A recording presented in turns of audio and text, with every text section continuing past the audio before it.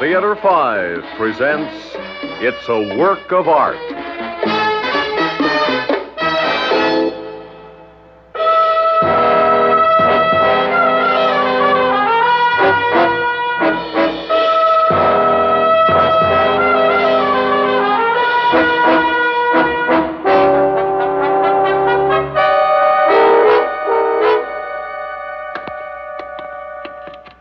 Come in, gentlemen. Come in. I have been waiting for you. My name is Dr. Lazarus. Dr. Lazarus, this is a surprise, sir. Dr. Lazarus, this is a pleasure, sir. Dr. Lazarus, this is an honor, sir. Great privilege to meet you, sir. And your names are? Tom Black. Dick White. Harry Brown. Joe Freeman, sir. I am delighted to welcome you, gentlemen. Delighted each of you were able to come. Be seated. Please be seated. Make yourselves comfortable. You've had a long journey. You must be very tired. A little tired and very confused, sir. Confused? How so, Mr. Freeman? A matter of orientation, sir. Our aircraft altered direction half dozen times. Our car from the airfield seemed to travel a long way, yet cover a short distance. And the elevator in this building traveled so smoothly, I don't know whether it carried me up or down. You are a man who likes to know where he is.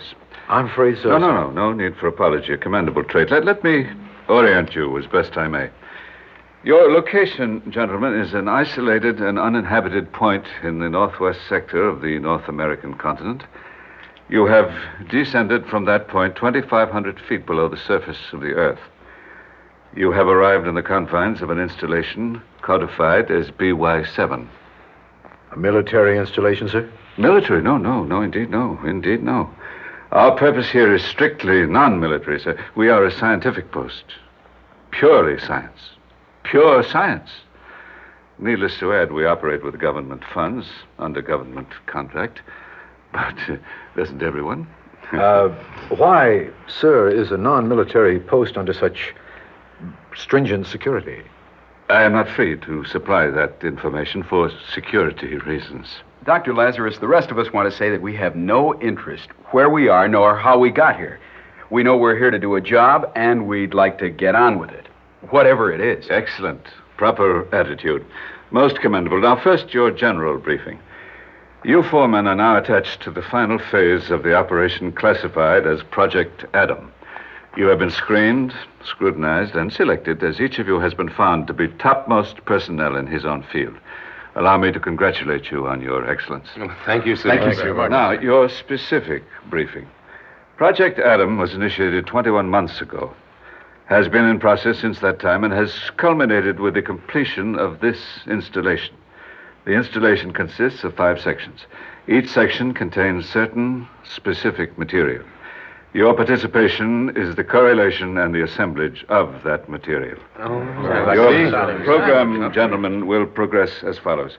Each morning for 5 successive mornings, you will report to one of the 5 sections in sequential order. Section A on the first morning, Section B on the second, and so on through Section E on the 5th morning. We assemble one section in one day, completing 5 sections on 5 successive days. Correct. On the 6th day, you will report to the project room. There you will coordinate the 5 completed sections. You will assemble the total entity, the machine. The total entity is to occupy just one day. Correct. We complete our participation in 6 days. Correct. On the 7th day, we test. What will we be testing, sir? The efficiency component and delivery potential of the machine. Of course. Of course. Please continue briefing, sir. Your daily log, gentlemen, is to be as follows. Report to section. Receive blueprints from me. Each set of prints will be found to be specific to that one section. Proceed according to blueprints. Complete section. Sir, it would expedite matters to present us with full blueprints from the outset. That is not the schedule. Well, then we'll be working in the dark. Precisely. But if we could form a concept of the whole, if we could have a mental picture of the completed machine... No one can form a concept of the whole, nor formulate a mental picture of the machine. I thought it might be possible to learn. You are a man who likes to understand what he is doing. I'm afraid so, sir. No need for apology. A commendable trait. And now, I must not keep you gentlemen from your rest. Every effort has been made to provide for your every comfort during your stay. You will be shown to your quarters.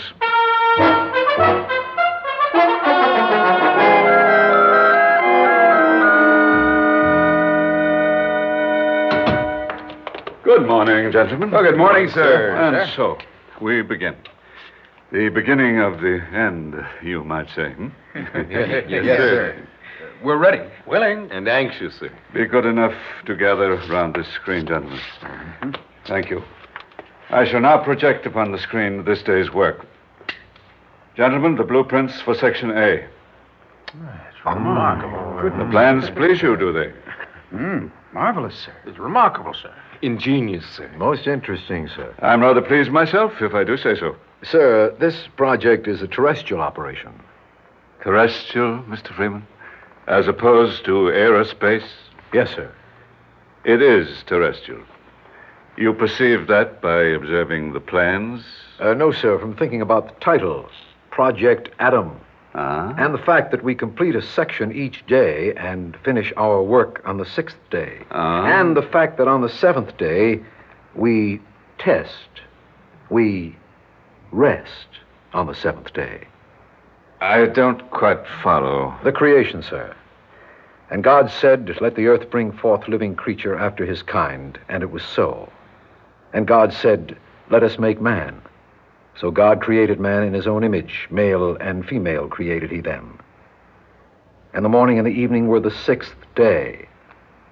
And on the 7th day, God ended his work, and he rested on the 7th day. Yes, that's quite certain. I never realized it, never occurred to me. Creation, Adam. Yes, very good. That's very good indeed. Most amusing. I chose the word Adam as the first word that popped into my head, beginning with the letter A. First letter of the alphabet, you see, to represent this project as the first of its kind. Quite a coincidence, eh? Most amusing. And now, Dr. Lazarus, may we get to our work? If you don't mind, sir. We're losing good time, sir. Oh, by all means, gentlemen. I shall leave you to your own good devices. Take care, work carefully, enjoy yourselves. Can't you keep your mouth shut? Sorry. Must you blurt out whatever pops into your I head? said I'm sorry. You ought to stop bothering Dr. Lazarus. I didn't mean to bother. It was just a thought. So stop thinking.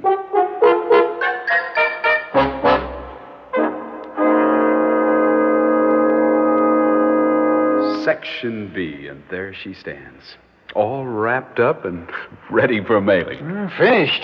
Can't be. Seems like we just started work. That's the truth. We must be ahead of schedule. Yep, 4 p.m. on the nose. It sure doesn't seem I worked 8 hours. Think Dr. Lazarus would let us get into Section C right away today? I'm not tired. The way this stuff falls together, I could keep at it round the clock.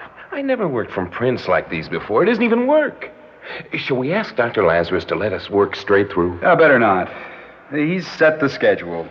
Better not throw him a curve. You're right. Man, just take a look at that. It's a beaut. Honey. I wonder what it's for. What? What? I wonder what we're building. What we're building?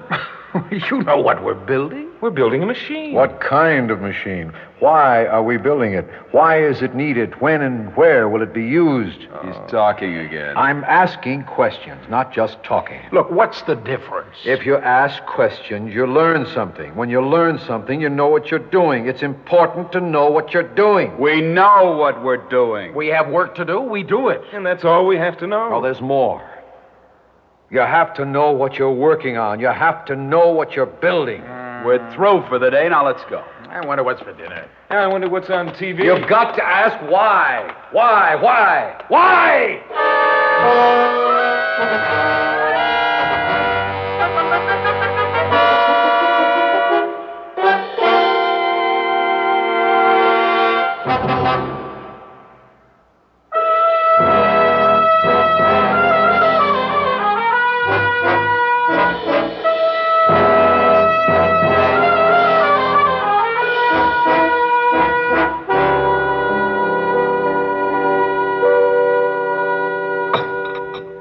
That's what I call a good dinner. Yep. They sure feed us good. Home was never like this. Hey, what'd you think of Section C today? Hey, bowled me over. Words don't exist to describe it. You know, you'd never believe a human brain could plan this project. Dr. Lazarus isn't human, he's superhuman. Yeah. He is a Superman. Hey, look. Joe's still at it over there. Hey, what's he up to? What's he been scribbling? A letter home. Since before dinner. Would you miss dinner to write a letter home? I'm going to see what I can get on TV. Hey, make it an old movie. I go for old movies.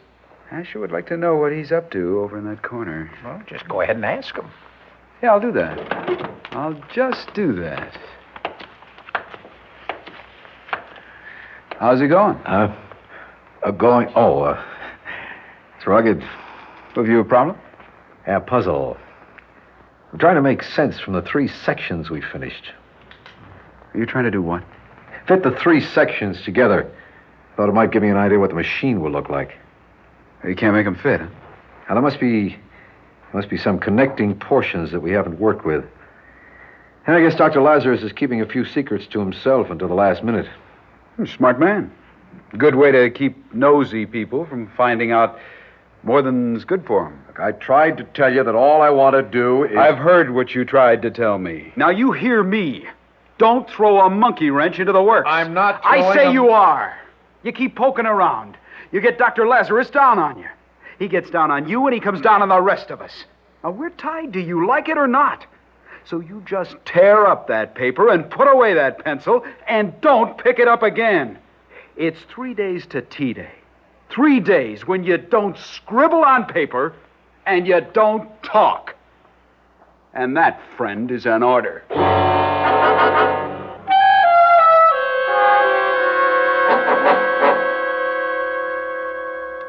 Get on with it over there. Get on. You're holding up the progress. What's the trouble? He's holding operations. I can't continue my area. I'm in sequence with him. I'll settle him. What's the matter? You need assistance over there? No, thanks. You've halted. Sub-Area D, over here. Looks familiar to me. I've worked with something like it before. Oh, forget it. That's just the trouble. I have forgotten for the moment. Well, forget it permanently and commence operations. Give me a moment to think. First you talk too much, then you scribble too much, now you think too much. You are dislocating the schedule, friend. I warned you last night. I'm warning you again. Is there a difficulty, gentlemen? Oh, sorry, sir. Very sorry. I hadn't realized I that couldn't resist dropping in for a brief visit. I, too, am impatient, you know. Well, gentlemen, I'm deeply grieved to find conflict among you.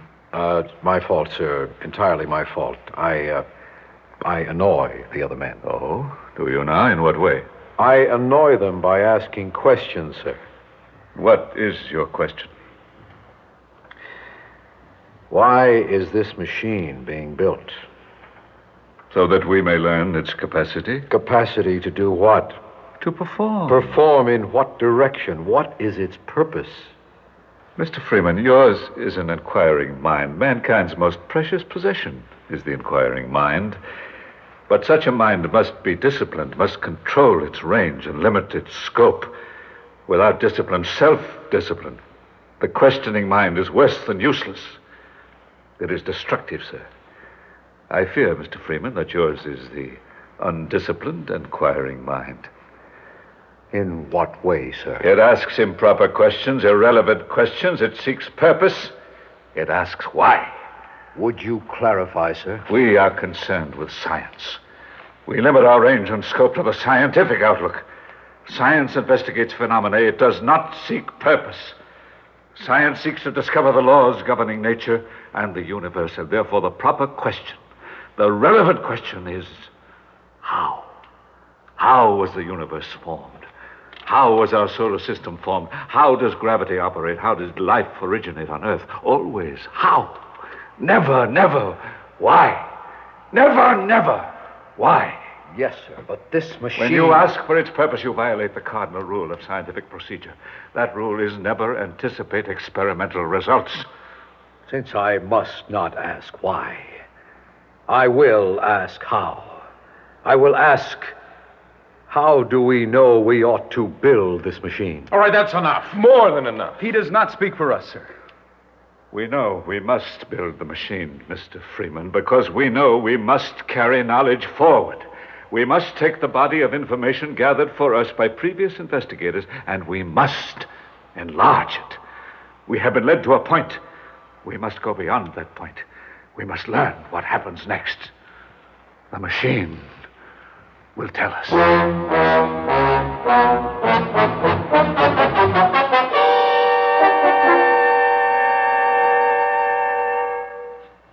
Can I talk to you fellas just once? Gin. I have gin. Schneidered you both of you. Listen, please, just one last time. Who deals? You do. No, I just don't. Okay. I do. We must not go any further with the machine. Tomorrow we assemble all 5 sections. We must refuse. We've gone too far. We've been drawn on and on. The plans are so perfect, the parts so beautifully synchronized. We've been hypnotized, like being drawn further and further along a garden path by the beauty of one flower bed after the other, and never giving thought to where the path leads or what may be waiting at its end. But we must think about that. We must ask why the machine is being built. It's right to ask why.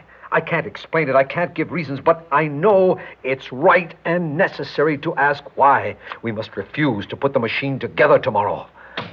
And that's gin. Oh, no, not again. I quit. All right, come on, pay up.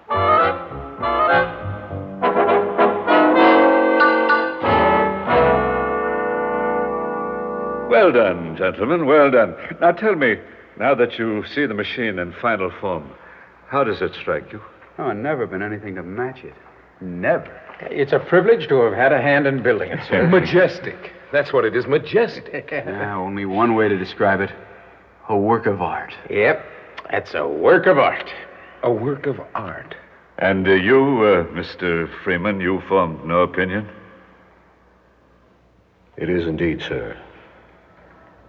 A work of art.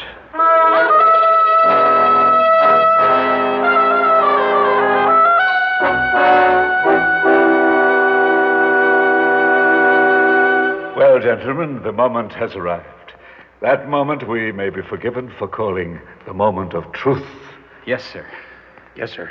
Yes, sir. I have a request, sir. Oh, no, please, Mr. An Freeman. urgent request, sir. Very well, state your request. Do not test the machine. What do you mean? At least postpone the test until you've re-examined your plans. Mr. Freeman, I have reworked and reworked my plans over a period of 10 years. Do you imagine they hold any mystery for me? You've drawn the plans, sir, but I'm sure you haven't read them. Read them for meaning. You ask me to anticipate the results of an experiment? I do. You ask me to violate the basic tenets of my profession? I do. I must. If you will read your plans for meaning, you will understand what I understood after we assembled the full machine yesterday. You will realize that if ever that machine is set into operation, Silence! it's all there to be seen. It's crystal clear to anyone willing to see. Silence! I Silence! can't be silent. How can I be silent when I know that once you close the switch... Silence him! Silence him! Will you pleasure! Just Get him! don't Finish it! Don't! I tell you, leave me! Keep him quiet! Once and forever! Forever!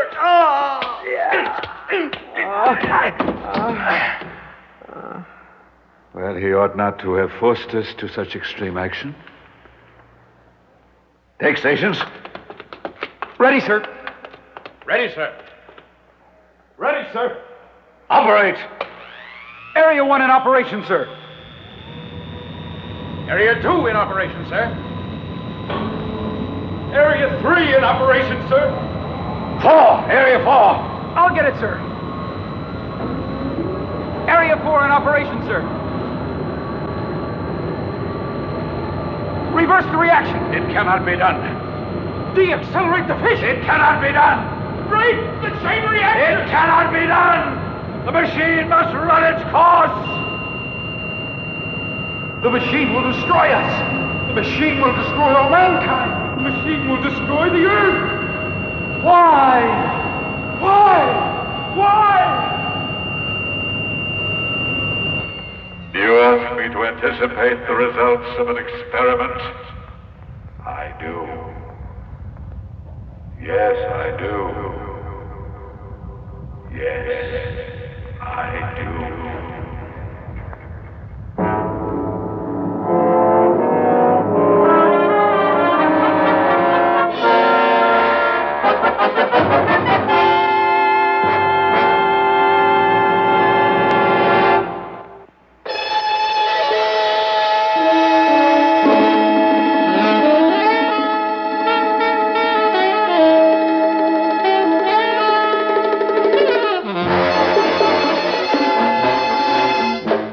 Theater 5 has presented It's a Work of Art, Written by Lillian Andrews, produced and directed by Warren Somerville. In the cast, Paul McGrath, George Petrie, Bill Mason, Hal Studer, and Donald Buca. Audio engineers Neil Pultz and Marty Folia. Sound technician Ed Blaney. Script editor Jack C. Wilson. Original music by Alexander Vlastotsenko. Orchestra under the direction of Glenn Osser. Executive producer for Theater 5, Lee Bowman. We invite your comments. Write to Theater 5, New York 23, New York. That's Theater 5, New York 23, New York. This is Fred Foy speaking.